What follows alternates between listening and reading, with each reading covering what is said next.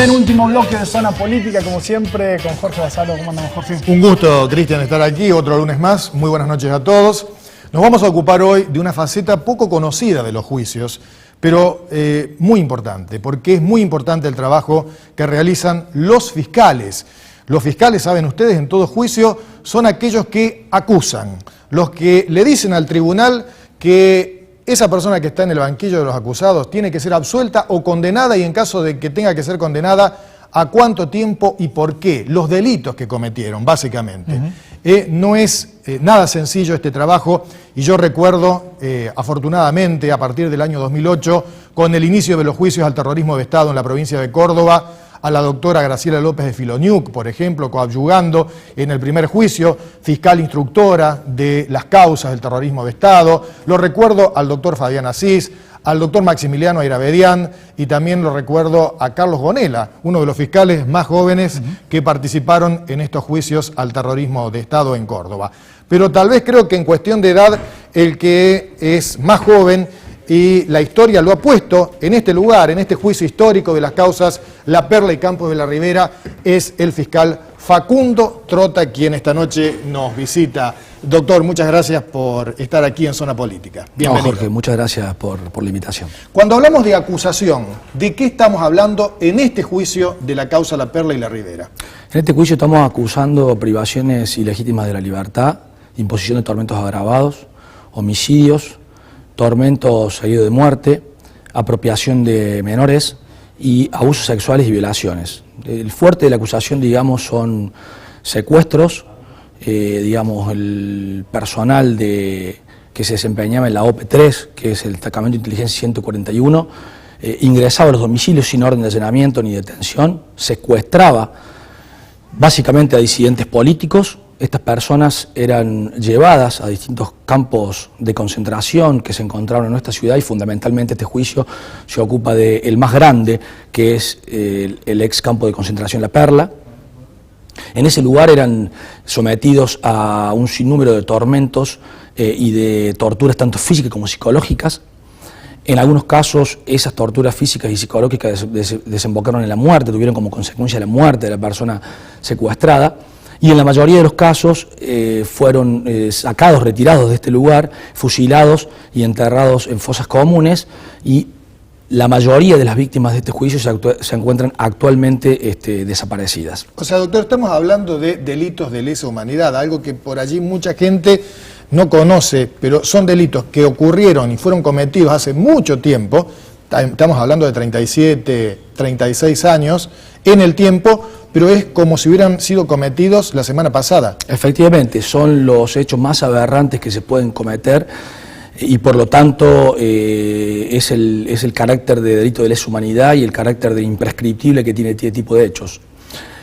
Esta causa, a mi modo de ver, que todos conocemos públicamente como la mega causa La Perla, es una mega causa porque indudablemente que la envergadura la convierte en una mega causa.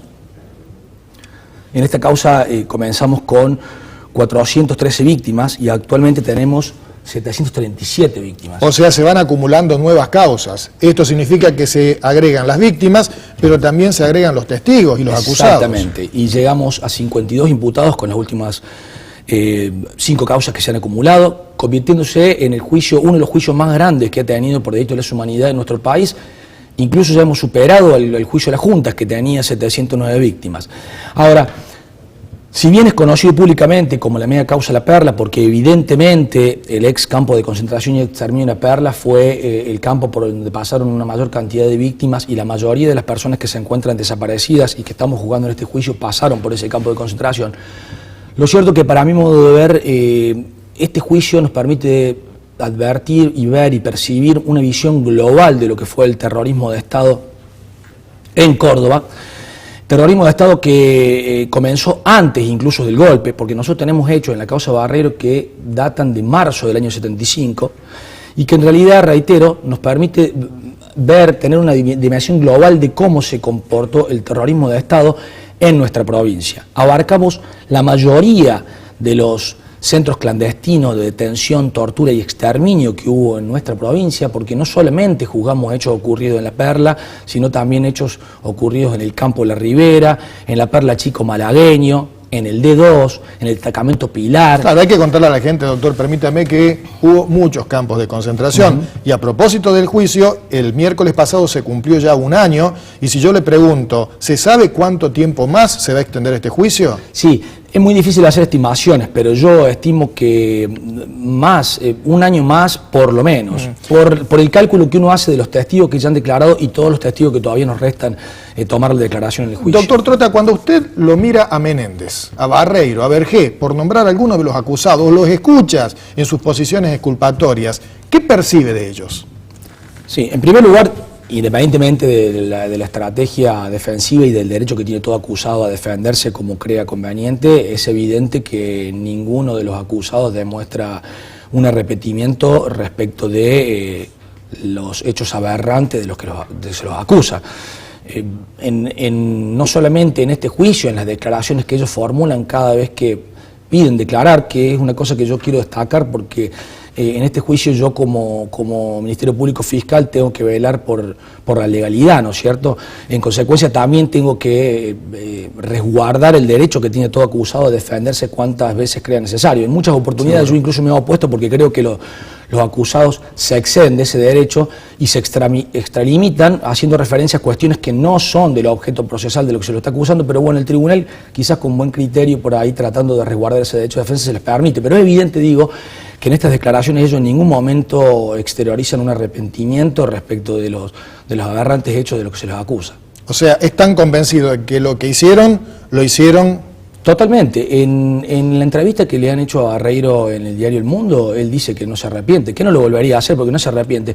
Ellos están convencidos que, digamos, este método que implementaron de tortura para obtener la delación y lograr y procurar la desaparición de disidentes políticos era la única vía que ellos tenían para poder concluir con lo que ellos consideraban que era una violencia armada que se había desatado en aquella época. 2 cuestiones finales. Sobre la cantidad de testimonios que hemos escuchado, hay cosas impresionantes, de todo tipo. Por ejemplo, uno de los presos políticos secuestrados fue un papagayo, porque fueron a secuestrar a una pareja y se llevaron al papagayo a la cuadra, que es el galpón donde estaban los secuestrados, y le pusieron número y todo. Pero si usted tiene que recordar algún momento que lo haya impactado fuertemente, porque más allá de la función, somos de carne y hueso, percibimos y sentimos. Totalmente, sí.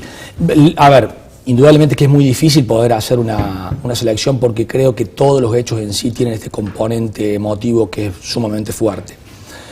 A mí me impresionó mucho el testimonio, por supuesto, de Solanille, porque él describe haber visto cómo se fusilaba a la gente y se la tiraba en un pozo. Es este trabajador, este chacarero que exactamente, que tenía su domicilio, su chacra a tan solo 100 metros de donde se encontraba ubicada La Perla. Pero lo que es bastante fuerte, digamos, es escuchar cómo los casos, fundamentalmente, de personas que han muerto como consecuencia de la tortura. Y en este sentido nosotros tenemos 13 víctimas que han fallecido como consecuencia de la tortura. ¿Esto qué tenía? No solamente el componente del trato a la víctima, cómo es que la víctima moría como consecuencia de la tortura y moría básicamente, y lo dice un testigo que es Liliana Callizo, que pudo percibir cómo se la torturaba, se la sometía a picana eléctrica, se le arrojaba agua y además se le pegaba con palos de goma.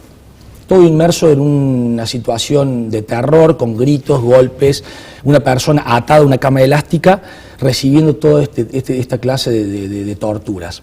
Esa persona, en general, tenía problemas luego en los riñones. No podía orinar y se empezaba a hinchar, se empezaba a inflamar, se infectaba y terminaba falleciendo. Lo duro es escuchar al testimonio de las víctimas sobrevivientes cómo se morían esas personas en sus brazos.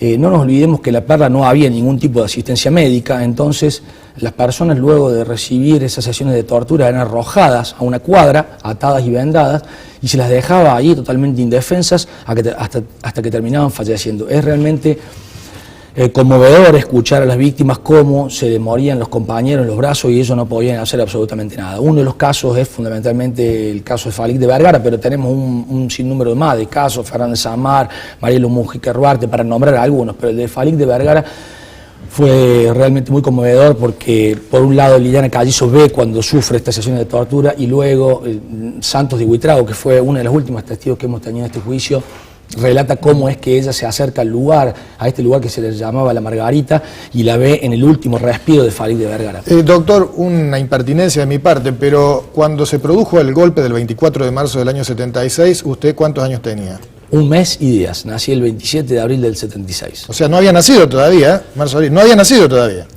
1 mes, claro, no había nacido. Estabas en la panza de tu mamá en la todavía. panza, exactamente, nací 1 mes después. La historia te pone en este momento histórico, en este lugar. La pregunta es, ¿qué es lo que estás sintiendo ocupando este rol tan importante y qué reflexión haces de cara, sobre todo, a los jóvenes, aquellos que eran como vos todavía niños durante la dictadura? Sí, en primer lugar, indudablemente una responsabilidad enorme. Soy el encargado de llevar adelante la acusación en un juicio de esta envergadura, asumiéndola como lo exige la función que tengo que desempeñar, que es ser fiscal general, ¿no es cierto? A mi modo de ver, lo importante que tiene esto, por un lado, en cierto sentido, la objetividad, porque yo no viví esa época, por lo cual no puedo estar impregnado además con el sentimiento que puede tener uno que sí vivió esa época. Por lo cual estoy haciendo el análisis de los hechos con posterioridad a través de lo que nos dicen los testigos, que es lo que tiene que hacer un juicio, reconstruir un hecho que ocurrió en el pasado a partir de datos que se van recabando con la prueba. Pero a mi modo de ver, lo más importante que tiene este juicio es la función pedagógica, por eso yo creo que es muy importante la difusión de este tipo de procesos, porque en definitiva, como sociedad, tenemos que preguntarnos cómo fue posible que llegáramos a la situación en la que llegamos. Y por otra parte, que no es posible que nos vuelva a ocurrir nuevamente, no es posible que por más razones que tengamos nosotros, por más diferencias que tengamos en una sociedad, no podemos permitir que se violen de manera masiva y sistemática los derechos humanos. Es necesario que en ese sentido reflexionemos y fundamentalmente también se advierte en este juicio la cuestión por ahí de la sociedad civil, porque hay personas, fundamentalmente quienes usurparon el poder, que están siendo juzgados en este juicio, pero también nos tenemos que preguntar qué pasó con la sociedad civil, qué pasó con sectores de la iglesia, con sectores de la justicia, con sector del grupo empresario, que miró para otro lado, fue cómplice, permitió, asintió este plan sistemático de exterminio. Me parece que estos juicios nos tienen que dejar una enseñanza para la sociedad toda. Doctor, muchas gracias por haber compartido estos minutos con nosotros, muy amable. No, por favor, Jorge, Cristian, la conclusión de siempre, para prestarle mucha atención, el nunca más se repite una y otra vez. Seguro que sí, muchísimas gracias. Bueno, hoy un programa especial, con media hora más, con muchos invitados para pensar, para reflexionar sobre estos bravos días que estamos viviendo aquí en Córdoba y en nuestro país. Muchas gracias, volvemos el próximo lunes con el último Zona Política. Que pasen bien.